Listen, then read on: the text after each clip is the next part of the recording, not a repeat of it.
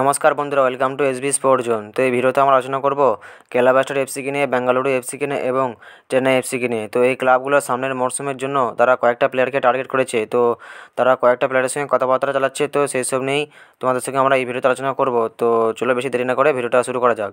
তো প্রথমে যদি আমরা কথা বলি কেরালা ব্লাস্টার এফসিকে নিয়ে, তো কেরালা ব্লাস্টার এফসিকে নিয়ে যে আপডেটটা বেরিয়েছে সেটা হলো যে কেরালা ব্লাস্টার এফসি গোয়ার বিদেশি প্লেয়ার নয়া সাধুয়ের সাথে কথাবার্তা চালাচ্ছে। তো সামনের মরশুমে নয়া সাধুকে যদি দলে পাওয়া যায় তো সেই জন্যই কেরালা ব্লাস্টার এফসি নয়া সাধুয়ের সাথে কথাবার্তা চালাচ্ছে। তো নয়া সাধুকে নিয়ে আরেকটা আপডেট বেরিয়েছে, সেটা হলো যে যেটা শোনা যাচ্ছে যে ওড়িশা এফসিও নাকি সামনের মরশুমের জন্য নয়া সাধুকে নেওয়ার জন্য তারা নয়া সাধুয়ের সাথে কথাবার্তা চালাচ্ছে। তো এরপর আমাদের এটাই দেখা যে নয়া সাধুই কোন ক্লাবে সাইন করে। তো নয়া সাধুই কেরালা ব্লাস্টার এফসিতে সাইন করে, না ওড়িশা এফসিতে সাইন করে, না অন্য কোনো ক্লাবে সাইন করে, এটাই আমাদের দেখার। তো নয়া সাধুকে নিয়ে এরপর যদি কোনো আপডেট বেরিয়ে আসে আমি তোমাদেরকে অবশ্যই জানিয়ে দেবো। তো কেরালা ব্লাস্টার এফসিকে নিয়ে আরেকটা আপডেট বেরিয়ে আসে, সেটা হলো যে যেটা শোনা যাচ্ছে যে কেরালা ব্লাস্টার এফসি তাদের বিদেশি সেন্টার ব্যাক মার্কো লেসকোভিচ এই প্লেয়ারটিকে সামনের মরশুমে ছেড়ে দিতে চলেছে।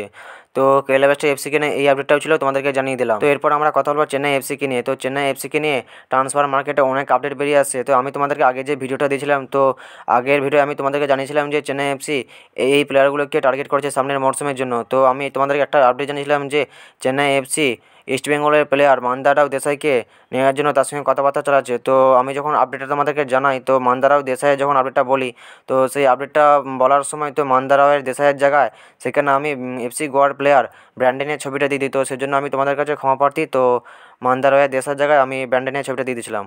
তো এখন চেন্নাই এফসিকে নিয়ে যে আপডেটটা বেরিয়েছে সেটা হলো যে যেটা শোনা যাচ্ছে যে চেন্নাই এফসি নাকি জামশেদপুর এফসির স্ট্রাইকার বিদেশি স্ট্রাইকার ড্যানিয়েল চিমাচুকু, এই ড্যানিয়েল চিমাচুকুর সাথে চেন্নাই এফসি কথাবার্তা চালাচ্ছে।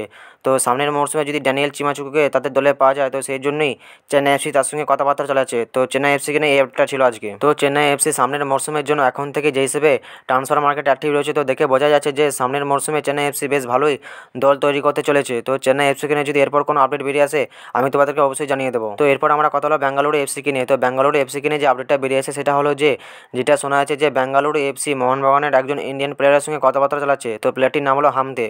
তো আমি তোমাদেরকে আমার আগের ভিডিও জানিয়েছিলাম যে চেন্নাই এফসিও হামদের সাথে কথাবার্তা চালাচ্ছে। তো এখন যে আপডেটটা বেরিয়ে আসে সেটা হলো যে যেটা শোনা যাচ্ছে বেঙ্গালুরু এফসিও নাকি হামদের সঙ্গে কথাবার্তা চালাচ্ছে।